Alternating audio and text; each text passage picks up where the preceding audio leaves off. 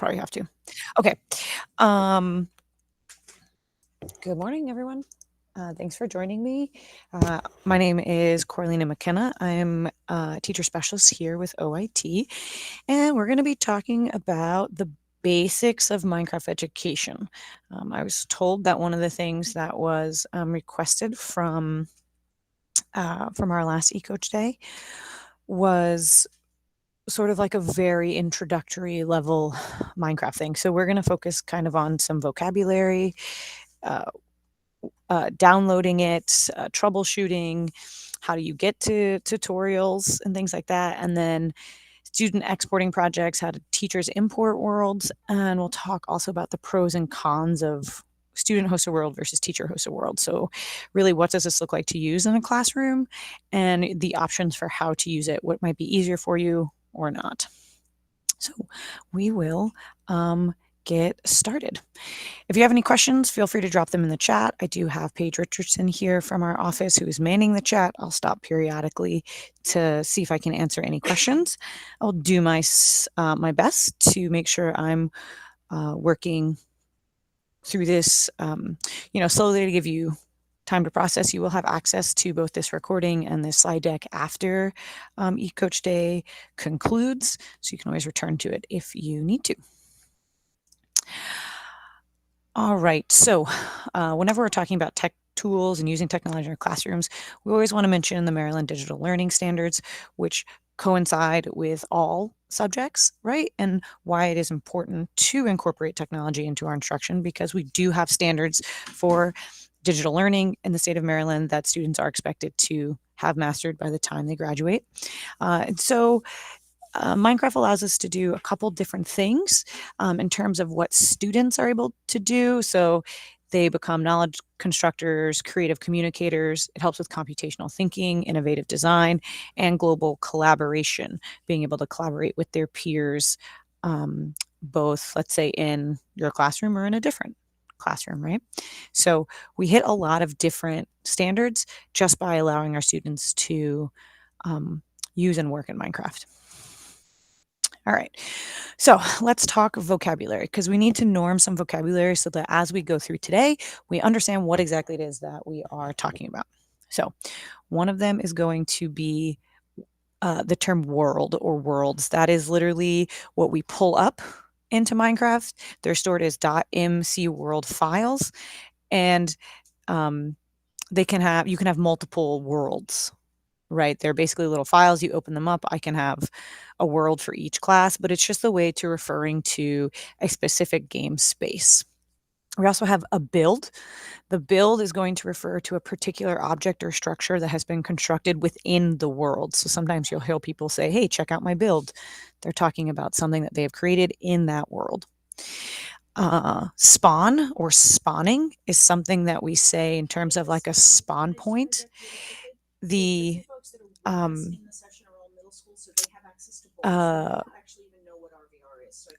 sorry.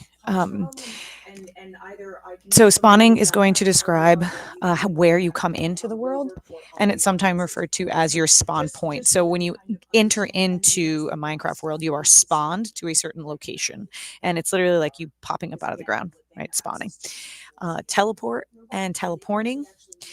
To teleport someone is what it sounds like in like the Marvel universe, which is to have them move from place to place. So you can. Sorry, I'm going to let Tracy finish.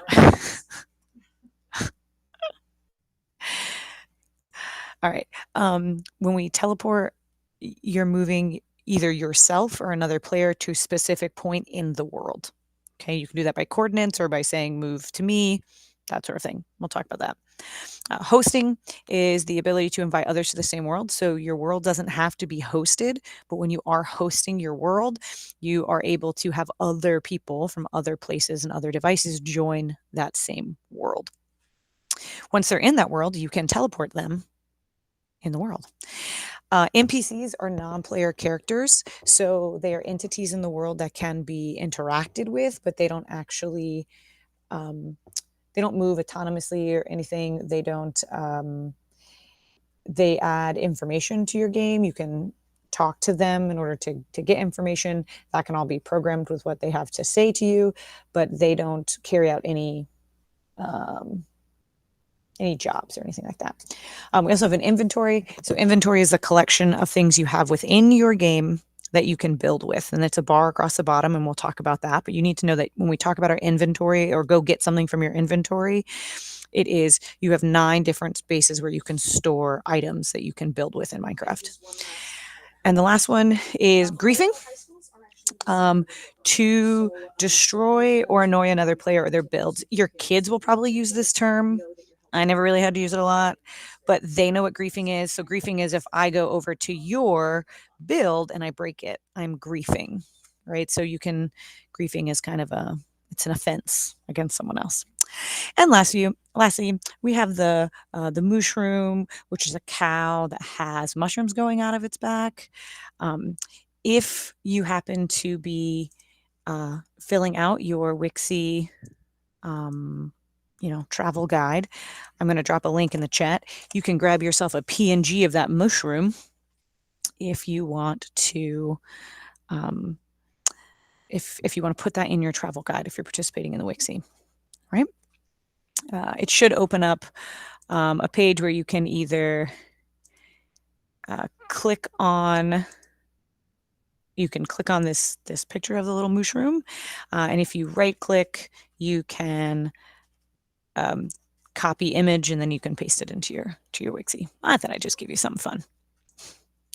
All right. While that seems like a lot of vocabulary, I realize it is kind of the basics for just having a general understanding of what we're doing in Minecraft, right? We got to know these things so that we can communicate with one another as we talk about Minecraft, because it has its own vocabulary. All right, so let's talk about downloading. Downloading Minecraft on teacher devices and student devices is a little bit different. When we're downloading them on our teacher devices, we're using our Microsoft Store. Okay, and you can search for it on your computer using your little search bar. You'll open it up, you'll see Minecraft EDU or Minecraft Education. You're going to install that to your device. The same is true for any laptops or desktops you have in your classroom. Only teachers can pull the Minecraft file down to those devices. So if you have a desktop in your room or you have a loaner laptop in your room, you would have to log into it using your account, go to the Microsoft Store, and install Minecraft from the Microsoft Store, from the Microsoft Store onto your device in order for it to show up. You would then sign out, and when a student signs in, it would be there. But you have to get it installed first. A student is not going to be able to go to the Microsoft Store and download it. All right. And that's kind of just the important note, because I know that some people have desktops and laptops that they use, and a kid tries to go in there and they try to Google it and they can't get it. They're not going to be able to. Only a teacher can do that. Now, on the flip side of that, students are able to download Minecraft from the Google Play Store, which is an icon on their Chromebooks that they're able to search for. Trust me, they know where it is. They'll pull it down from the Play Store. Now, what tends to happen is there will be a student who can't get Minecraft installed onto their device, and you have to go through a power wash of their Chromebook. Minecraft takes up kind of a lot of storage, and especially with our older students, they have a lot of stuff on their Chromebooks. So power washing the Chromebook sort of like wipes the hard drive, right? It wipes the slate clean, frees up a lot of space. To power wash, you click you have to, on the student's device, you would click sign out, and then you do Control Shift Alt R, and you hold that down, and then you follow the prompts. It'll tell you we need to restart to power wash, and it'll say restart and start power wash. You click that button. After power washes, they go through the same steps and they're able to install it. But power washing is probably the most important thing you need to know when you're getting your students into Minecraft, because inevitably you will have a student or 2 or 3 who they try to download it and they get some sort of error message of any kind. The first thing you do, sign out, power wash it, and have them try again. 99.9% of the time, they're able to download it.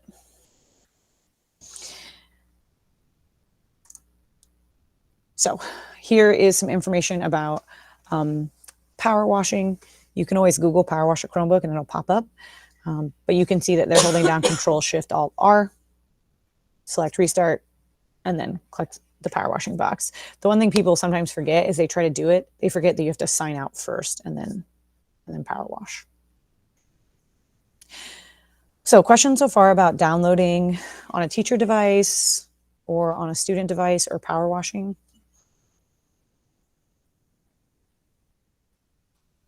Yes. So Jennifer brings up a really great point. Minecraft is a locally saved software, which means the worlds that you create on a device, they're saved to that device. They don't live in a cloud, right? Google Drive is a cloud. We can access it from anywhere and we see all of our files. Minecraft is not a cloud-based software. It's local to the device. So if a student comes into your room, they have their Chromebook, they download Minecraft, they start working in it, and then the next day they forget their Chromebook. So you give them a loaner Chromebook and they download Minecraft and they open it up, their world's not going to be there because their world is not saved in a cloud. Their world is saved to their device, which they left at home. One of the things we're going to talk about towards the end is some options that avoid that, in which the teacher is the owner of it. And it doesn't matter what device the students log into, they're able to access their builds because it's actually owned and hosted by the teacher. Don, it would work the same as it would before we were one-to-one. Your students should have Chromebooks assigned to them and should be using the same ones each day when you are using them. Or you can use the option that we also have that allows the teacher to be the owner and host of the world, in which case it doesn't matter what device the student is on. Yes, it does. So power washing does get rid of anything the students have already downloaded and saved to their device. Now, I should say that saved to the actual device. Their Chromebooks are essentially Google Drives, right? So any thing they have saved is in their Google Drive. This gets rid of things that are saved to the Chromebook, like Minecraft, right? But like a Google Doc or something, it's in their drive. Like they are able to pull that up in their Google Drive, but the Minecraft download is not in the drive. So this is for apps. It's going to clear off all the apps and any data the apps have put on the Chromebook. It's not going to delete their, Word docs and things like that because that's part of their Google Drive. Yes, Jennifer, temporary files. All right, great questions. All right, so accessing the tutorials to learn how to play Minecraft. This is something that I recommend. We'll get rid of this. It will get rid of the Sphero app, I believe so. In which case they would just have to pull the Sphero app down and sign back into their Sphero account. Their Sphero stuff should stay though, because it is linked to their account. And so, yeah, they would sign back in and they should see all of their classes and anything they have down there. But the app would get cleared out, I think. Pretty sure about that. All right, so tutorials. Tutorials are something that I recommend you as a teacher do at least the first three. Quite honestly, the first one would be helpful. It just shows you how to move in Minecraft. Students, certainly, you can start this if you're starting a class project. Start here for all of your students. It allows them to be on the same page. From your Minecraft home screen, you're just selecting play. You're going to then select your library. Your library is where you'll find the how to play button, which is going to be home to all of the tutorials. All right, so by clicking on how to play, it then takes you to a collection of the tutorials and different types. We recommend going to the keyboard tutorial, and we recommend your students having a mouse to use that. No matter what kind of Minecraft your students have played, they may not have played it on a device. So you can see that there are 6. The first one is movement, which is a great one to start with, right? So you're going to click on that, and then you click on Create World. You're going to give it time to load, and it's going to create a world that is going to show you how to move in Minecraft. So even your kids who are Minecraft experts, they might not be Minecraft experts on a Chromebook. So They just need a little refresher on how to move. Each one of them, the tutorials can take anywhere from 5 to 10 minutes. They're not very long. But like I said, on that very first day when you're dealing with kids' Chromebooks who need to be power washed, or kids who know how to play or don't know how to play, this allows you to get everyone sort of evened out, right?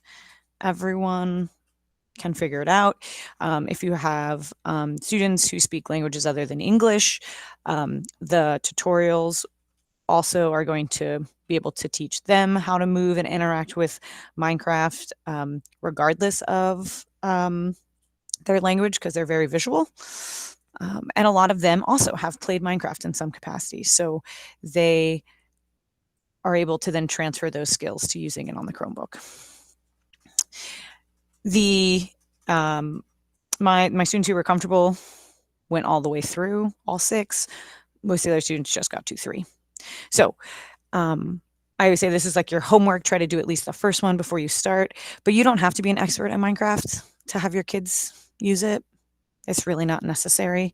But you do need to know how to move in Minecraft. That is one thing you need to be able to do. Any questions about tutorials?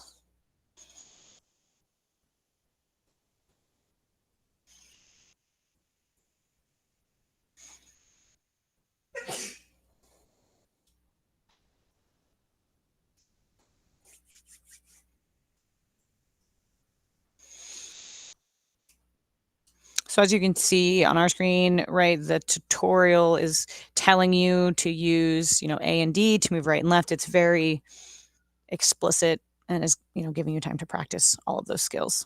So helpful. Helpful, especially if you've never played Minecraft. Any questions so far?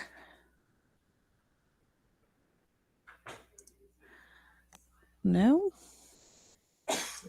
All right.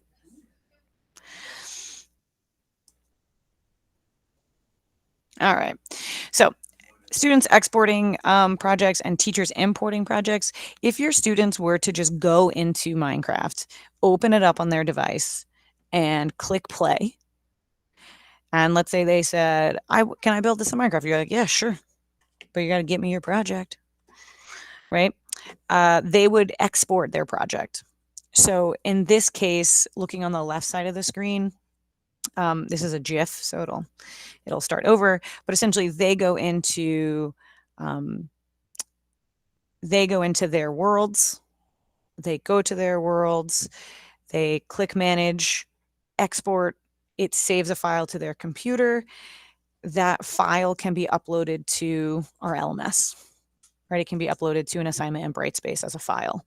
Now you would then have to import, as a teacher, you would have to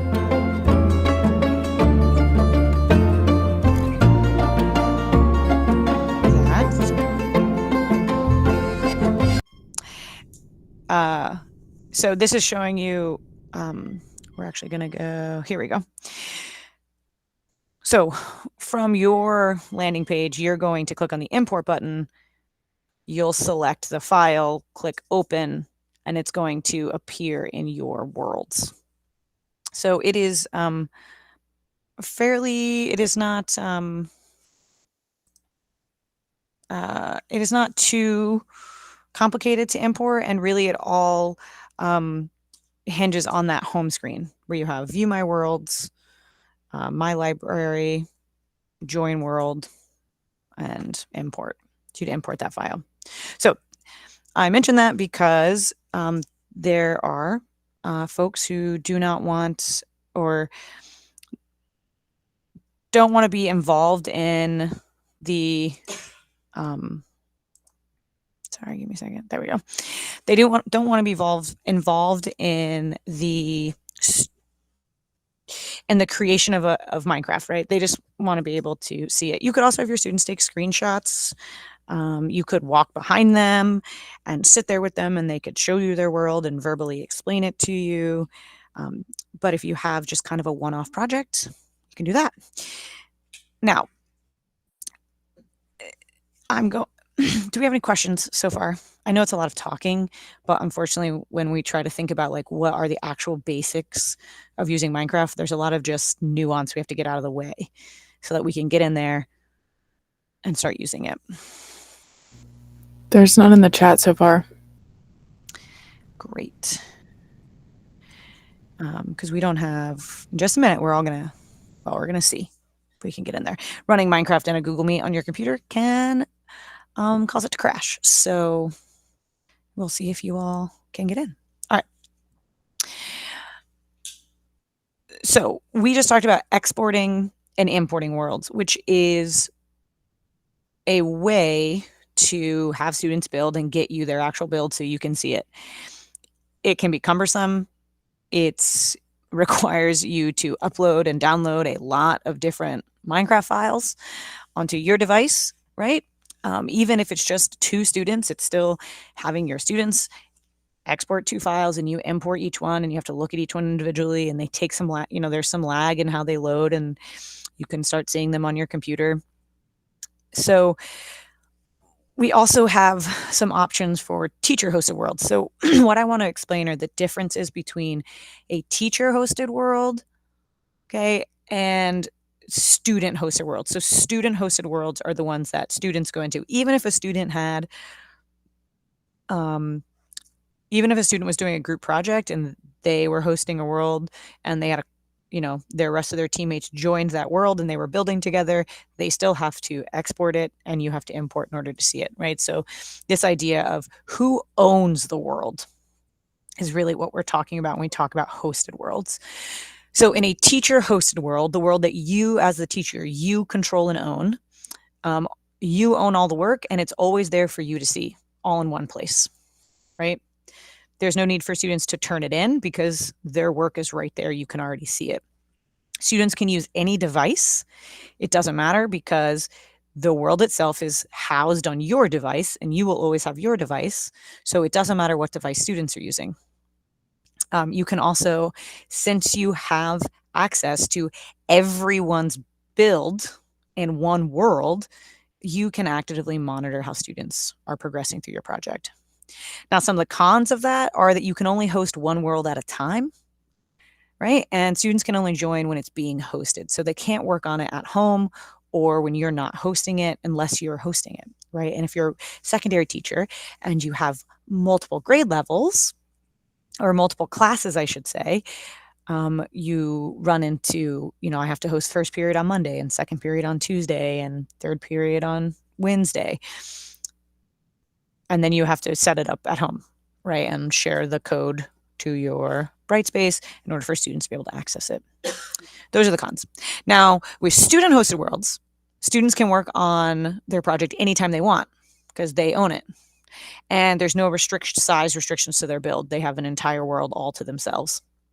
Now, some of the drawbacks of doing that is the project lives on their device. So if they forget their device, they can't work on it, right, during school. There's the import-export, has to be imported or exported, or you have to take pictures of it, or you have to sit with the student in order to see it, and in most cases, you're just having one student project per world because they're building it for themselves, right?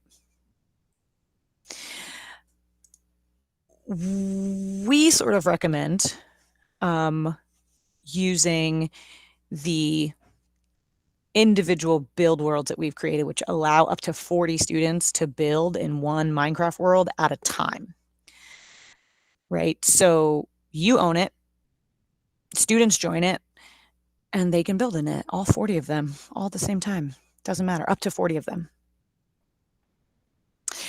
So we still have about 30 minutes left in the session, which is perfect. I'm going to play this video for you that kind of introduces this build world. Then I'm going to show you some examples of student builds, and we're going to get you into the Minecraft world.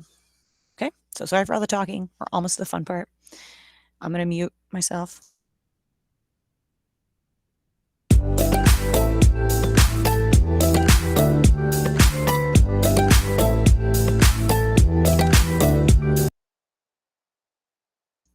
Sorry, classic, wrong video. Wrong.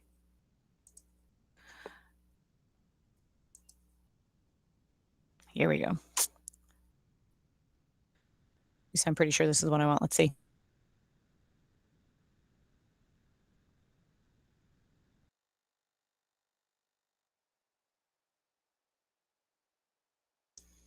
No, it is not. I'm so sorry. Give me 1 second.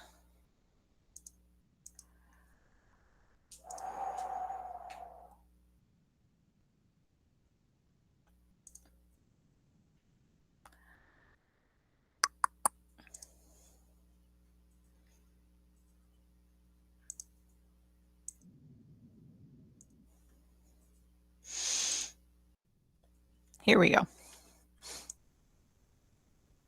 Minecraft Education is an engaging student creation tool that can be used in every content. It enriches learning and provides students a creative way to express their knowledge. I feel like I have a lot of creativity that I can express in Minecraft. So like in my build, I can definitely express more than on a worksheet. However, using Minecraft Education for teaching and learning can be intimidating, so we designed individual build worlds. This is a world where teachers can have all their students' Minecraft projects in one place, and where students can share ideas and interact with their peers. I like using the computer to build projects because it's easier, because you don't have to worry about shaping and you don't have to worry about taping and gluing. Yeah, and the unit we're doing right now with Minecraft is pretty cool because I've never been in a class that did Minecraft roller coasters, so that's something new that I learned. Whether students are learning from Minecraft or creating, we finally have an easy way to incorporate one of the most engaging tools that teachers have at their fingertips. Okay.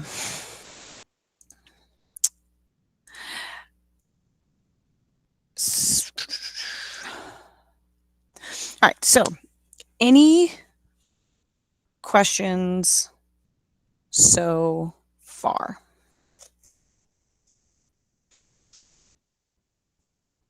No? Because we are going to, what's going to happen is, so if you don't have Minecraft installed on your computer, that's okay. If you do have Minecraft installed on your computer, I'm going to host a world and have you go into it and have you interact with one of these build spaces. Okay. The main thing you need to know is going to be how to move forwards and backwards. And I will show you that once we get in there. And I'm also going in this whole process. Let me see. Okay. So if you have questions, drop them in the chat.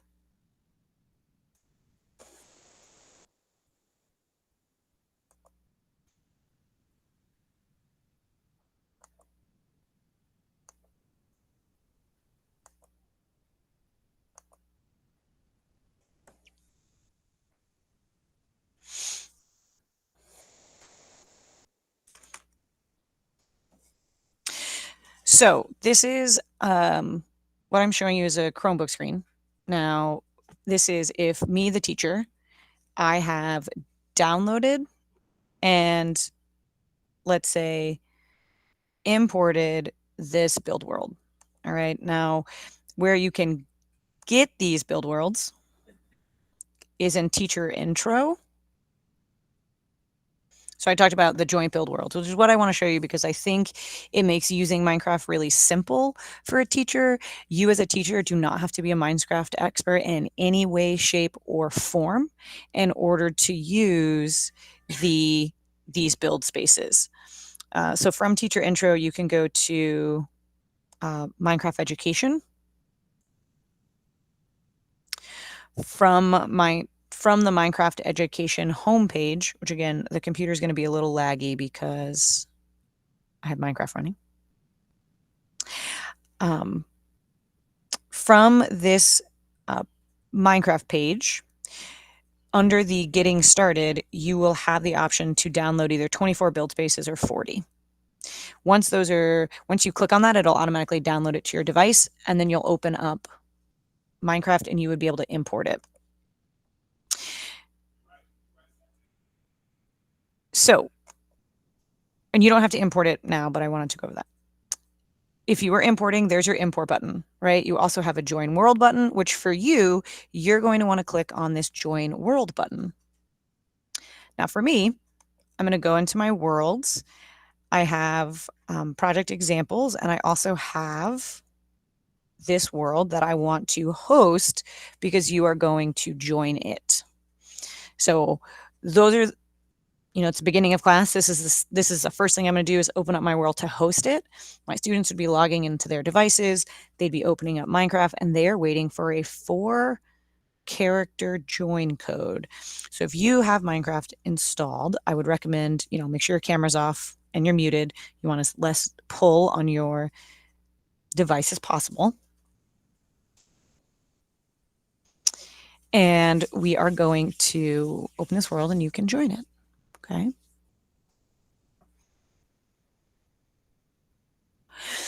Now, what I am showing you is going to be, what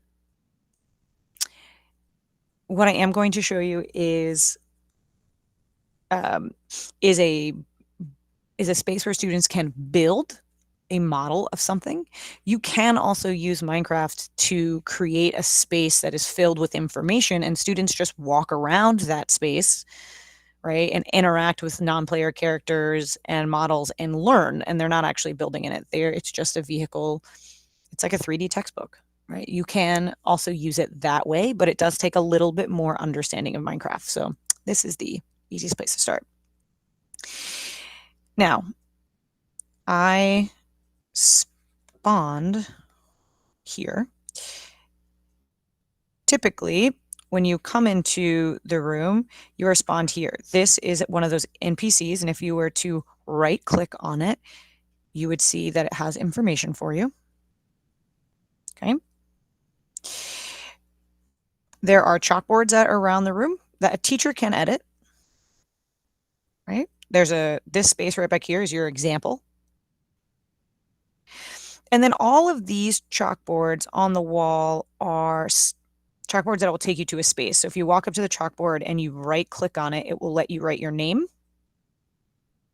And then you would right-click on this button, and it'll teleport you to the room. You will also see on the left-hand side of your screen, you have this box that says W forward, S back, A left, D right, space jump, space twice, start flying. Those are your instructions for how to work in Minecraft. You can hide them by pressing the H key or bring them back up. On the bottom right, you see a little mouse that says mine. It is telling you that if you use your left click button, you're going to break something, right? So your right click button is interacting. So let's get yourself the code. So I'm going to press escape. Once I click escape, these are going to be my game settings. And then this little icon of 4 people is showing me my join code. So you will need this join code.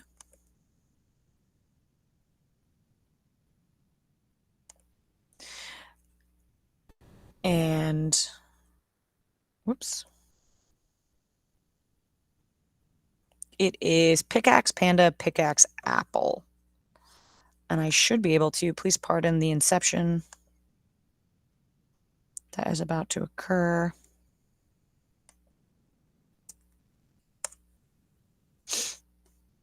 You can also use that as long as you have Minecraft open. All right, so let's see if any of you are going to join this world.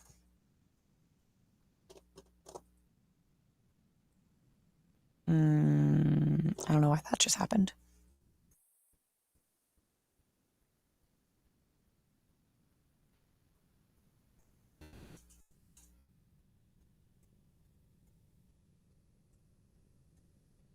Hey, there we go.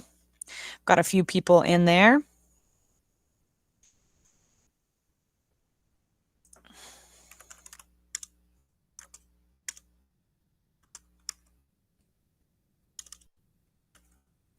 I know the number one question placed in the chat was whether or not you have written directions for all of this.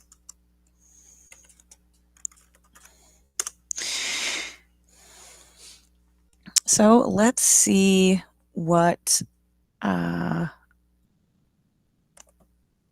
where everyone is and what they're doing. Oh, all right. So you can walk up to, remember, any of these. So you can see how these have their buttons missing. John K is in that room. Aaron is in room 1. So you can walk up to any of these chalkboards, use your right click button, the one on the right side of your mouse, to right click on that. This is why a mouse is more helpful than using the Chromebook for your students, because they don't always know how to right click on the Chromebook, which, by the way, it's 2 fingers at a time. I'm going to close that, and then I can use my button. Now, your task, one of the tasks I had for you was to build a plant or animal to represent your personality, which means we're going to go over kind of the very basics of just using Minecraft. So remember, if I right click, I'm going to destroy. Right? And you can see those spaces at the bottom don't have anything in them. That's when you have to open your inventory, which if you look at that thing on your left-hand side that says WS, right, your little cheat sheet, your inventory, you press the letter E and your inventory pops up. In order to add things to your inventory, you click on it and you drag it down here. Right? And there's all kinds of things in your inventory. You can search for different things. Like I'm going to make a flower, right? So green. And here's some green blocks or green, well, that's green concrete part. I don't want that. Green wool seems fun. So I'm going to add this green wool. You can have up to 9 things in your inventory. To access the 9 things, so now when you look at the bottom of my screen, you can see that there is a 1, 2, 3, 4. I'm accessing those by the numbers on the top of my keyboard. Once I have one selected, then I use that. Now you see in the bottom of the right-hand bottom of my screen, it has the right mouse. It says place, and the left side says mine. Right? So it's giving you some instructions right there on the screen. So I'm going to place that. Click 2, and I can place, want to make a stem. I can double click on my spacebar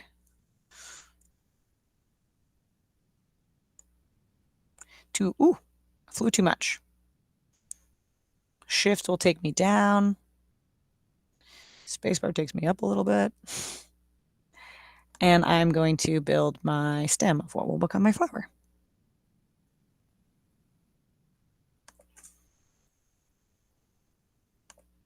There's a little leaf starting to look like a cactus. Maybe I should make a cactus. That's pretty representative of my personality.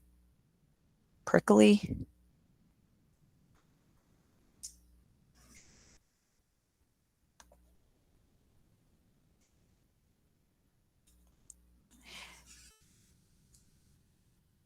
Ooh. What you'll notice is the little crosshairs in the middle of your screen will outline the brick in black. That's telling you that that's where you're going to end up placing something.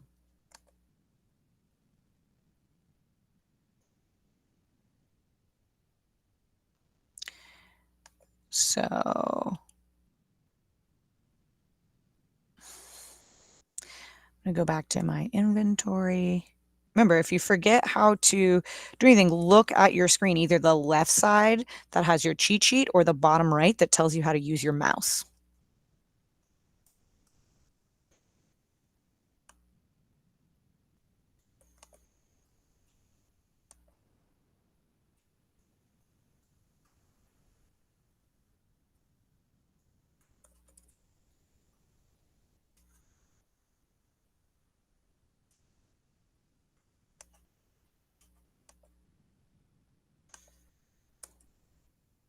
And if you have a question, feel free to unmute.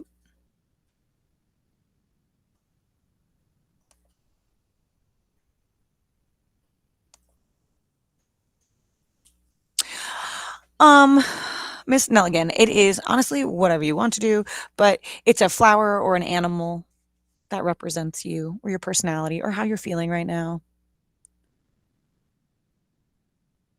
or what your favorite flower is in the springtime, right? However, I just needed, I wanted something that was, um, not too terribly hard. And it should be, these are, shouldn't take too terribly long to build, right? Oh, I probably should have mentioned, your mouse controls the where you are looking, right? Where the keys control how you move. And again, that's where the mouse comes in pretty handy. So I don't know if maybe it was similar to Jill's question, and she was looking for applications. And then Teresa, Ms. Nelson had placed one in the chat. So Leslie, if you still have a question, I'll let you go first, and then we'll tackle the one that was placed in the chat. And I can tell you what, I'm doing this without a mouse right now, and the computer obviously is feeling a little laggy, so it's pretty tricky to do without a mouse. I'm doing this on my Chromebook without a mouse. So. Oh, there we go. I turned finally.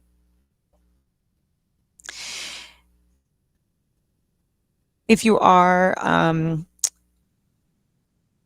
feeling the lag, Minecraft's a hard one to do virtually, quite honestly. Do you have a template for the world we are in when students go up to sign? Yes, Jennifer, that was the first thing I showed you, and we have until 10:20. In the last couple minutes, I will sort of show you where to find this. This world, this actual template, you can import this into your into your Minecraft. You can get the file from Teacher Intro from our Minecraft education page. We have a 24 build space world and a 40. 24 is probably suitable for elementary, whereas the 40 is going to be secondary, middle school, and high school with bigger classes. And yes, so this is,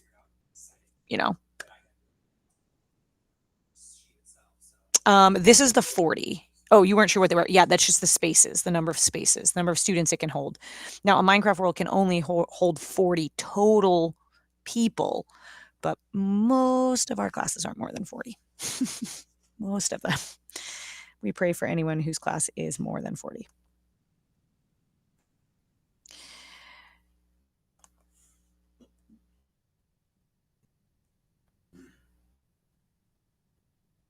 She really doesn't want to move. So even if this was just an option for your students, and let's say, you said you could make a video, you can make a poster, you can use Adobe Express to make a poster, you can use WeVideo to make a video, or you can build your model in Minecraft. I would still recommend using this type of world because all of your students' builds are in one place. Even I've seen it used even with 4 students, right? Because only 4 kids in the class chose to use Minecraft. That's okay. There's no reason that all the build spaces have to be full. But it's easy for the teacher to just host that.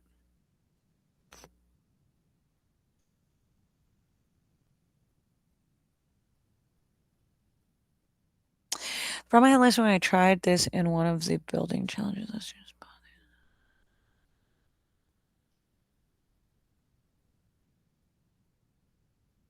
so they shouldn't be able to do that in this world.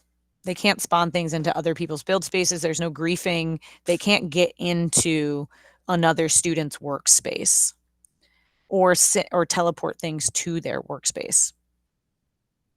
But yes, I mean, you can always have them take a screenshot, but we have built in as much as humanly possible into this world, as much as we could possibly think of, to keep students from, interacting with anyone else's build besides their own. Oops. There we go. There's my flower. Now, each of these build spaces also has a chalkboard, which I can click on, and it will allow you to tell, the student can explain. Yes, we fix that. We find Tracy and I are constantly making modifications to these things, but we recently into this world built in we figured out how to stop ender pearls, which allowed them to get into each other's build spaces. And so we can now prevent griefing completely, which is great. Oh, Don, I'm sorry. That's rough. I'm sorry if your answers, but how do you see ours? Yes. So I think that's a great question. So let's say now I'm in my like own build world, right? But I can go over and I'm going to click my button at the edge of my space. Whoops. That's not what I'm going to do. I need to back up a little bit. Back up more. All right, there we go. So as a teacher, I can see build spaces in a few different ways, but one of them is simply by flying around. So I can raise up, I can fly around, and I can see what everyone is building. Oh, someone started a little fire. That's cool. Got is it a burning bush now? Did you set your bush on fire, Don? So I'm able to fly around and see everyone's build. I am bound by these white lines that you see. These are the borders, right? So if I try to fly into another space, I can't. It just like it stops. Now, as a teacher, I can use a code that I'm going to enact. I'm going to enact the chat, right? So you can see that there is a chat. And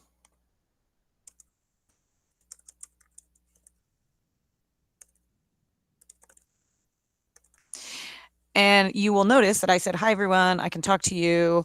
And it probably popped up on your screen. Now, yes, students can use the chat. However, you can see it. We recommend that you visit the chat, scroll through it before you close the world, and take screenshots of anything if there's a problem.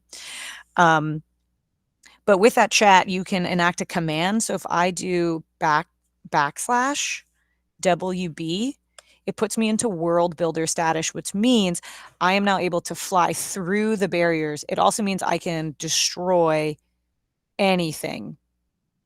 Because what you maybe would have noticed is when you came in, even if you clicked the wrong button, it didn't let you destroy anything because the world is set up that students can only wreak havoc in their own space. Right? But if I try to like break this, it doesn't, or put it down, it doesn't do anything because I'm not in one of the squares. But world builder status allows me to fly through the barriers. So if I want to get a closer look at a student's project, I can do that. Yeah, so Jennifer, on your left-hand side where we have that cheat sheet, it says space times 2, start flying. So you're going to push your space bar twice in quick succession and hold it down the second time. The longer you hold it down, the further up you're going to go. If you go too high, just hold down your shift to fly down. And then once you're flying and floating, you can then use your standard move keys, right? Your W for forward, S for back, A for left, D for right, that kind of thing.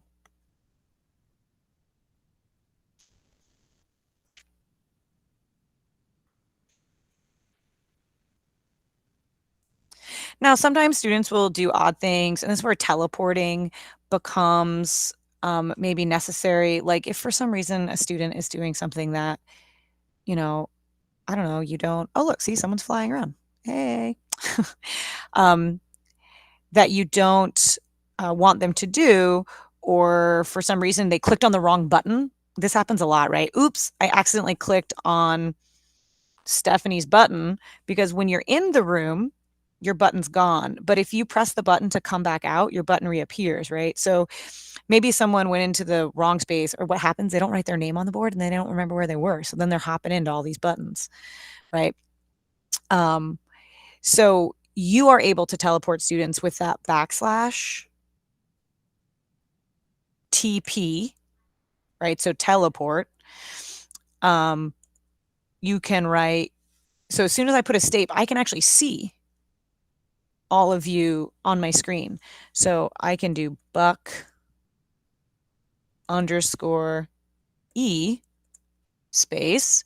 And then I see, again, it's all, I mean, there are prompts, right? So it says at A, all players, at E, all entities, at P, closest player, random player, at yourself.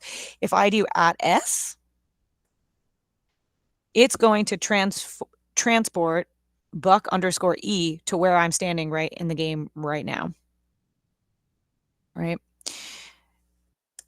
So teleport is a neat feature. You shouldn't really have to use it often.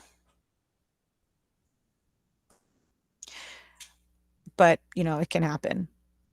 But yeah, I typically, what I like to do is I told students once they entered into their build space to just stay there for the project, right? If they wanted to get out, and then because it takes their button away and they can build. You can also like teleport them all out at the end. And by the way, their buttons are gone, so they can't go back into their builds, which is great. And they can all walk around and look at each other's projects. Right. So that you would do at the close of the project. So you wouldn't let them hit their button, but just do teleport all players out. And then they have no way to get back into their build space, but they can go explore the world and look at everyone else's build.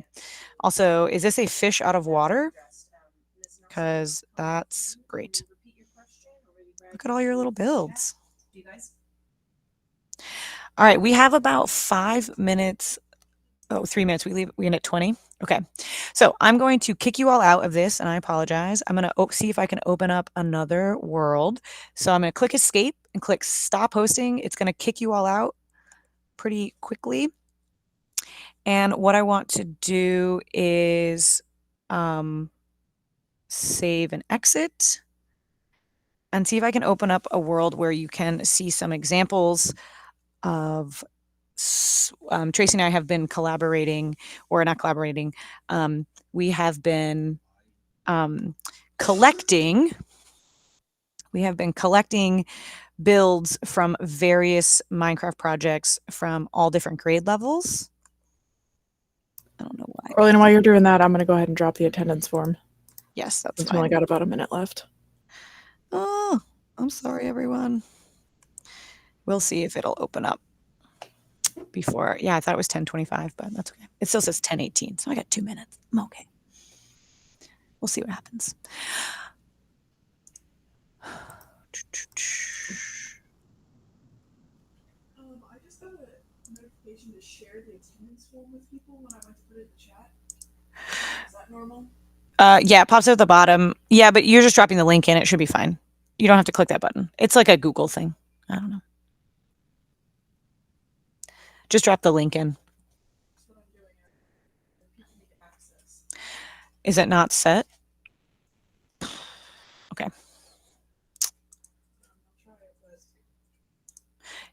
Yeah, Darren can look at the settings for it.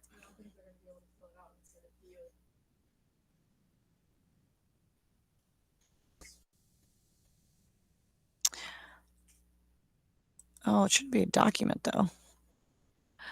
You didn't share the. You didn't grab the actual link page. You grabbed the document.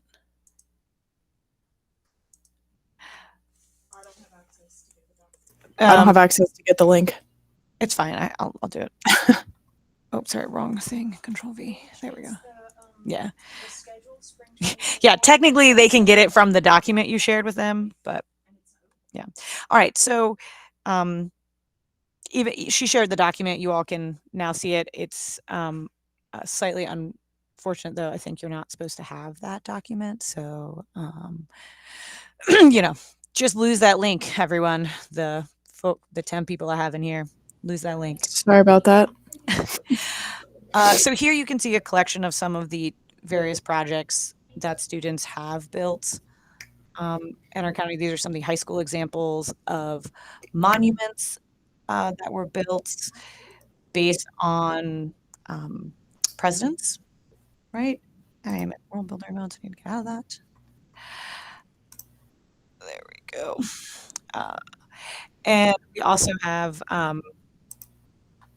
you know, someone in here to grab that attendance link. I dropped it in the chat. So make sure We you have, Paige, can you mute, please? meeting, and then There we go. So, yeah, y'all are free to go. If you want to see me fly around this, you can. We have a collection. There's some roller coasters in here from projects that were done in middle schools. There are buildings that have been built for other types of projects. And so, you know, just kind of a collection of student builds and examples. How do you allow students to walk around and view? How do you get rid of the world when you finish up? Students start a new world, different group. Jennifer, the main idea here is that you would copy the world. So you would make before kids start building in it, right? Once you get your teacher example, you would copy it and rename it. So you had like period 1, period 2. And so you would just close the one world and start opening the other. If, because you can have as many worlds as you need. To allow students to walk around, they're able to walk around. They just have to click the button and leave their build space, and then they can walk around. So they are able to, right, both enter and leave their build area through that button. If their button is gone, they're in that space. If it's not gone, then it means they're not in their space, right? But yeah, they're free to walk around. They just can't walk into other builds. Tracy's doing a cool session later that is much more advanced in terms of really getting into the nuances of world builder and settings. But hopefully this gives you what you need to just get started. And I should tell you, the first time I used Minecraft with my students, I had never used it. They showed me how to host the world. They showed me how to move around right there because I knew that if I didn't just jump in with both feet, I was never going to use it. But they loved it. They know way more than us. And yeah, this build space makes it really, really easy for the teacher, since you don't have to know how to, you don't have to know how to do all the things in Minecraft. You just have to know how to open the world for them. All right, y'all. Have a great rest of your day. Can I ask one more question? You absolutely can. What does you say something about hitting the button, the kids hitting the button? What does that mean? So when you walked into the hallway, Yeah. you hit a button to get into your space. Oh, right? is it already built in the Yeah, world? I mean, like you hit a button to get into your space when you walked in to the world. Okay. I don't know if I can kind of show you what that looks like if you give me just a second. Because you're I the think one with she's the fire, saying, right? You had the fire. I think Yes. she's saying, how do you get out of your little building area? Yeah, so in the corner next to the chalkboard, there's another button. Oh, okay. Okay. So, like students, right, hit they Yep. click the board to write their name, then they can click the button to go in there. Once they're in their space, that's their build space. Next to the chalkboard right here, there's another button, right? It was right there at the end. Okay. Whoop. Where does that button take That them? takes them back to the hallway. Okay. So can they go into others? If the button is there. Okay.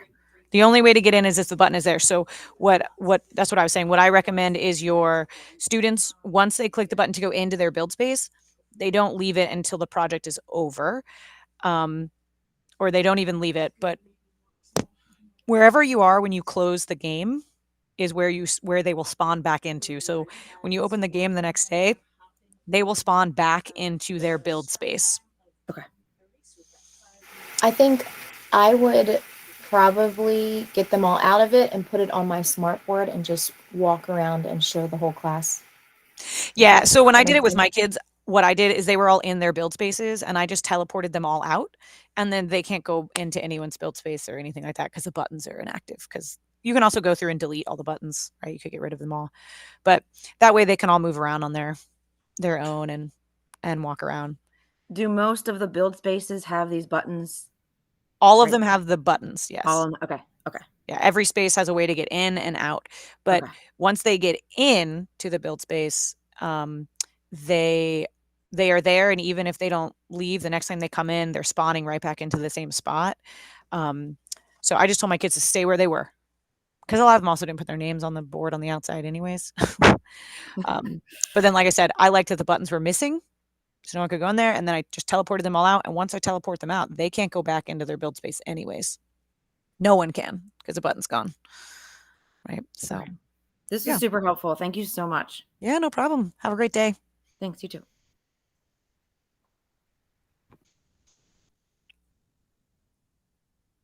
All right.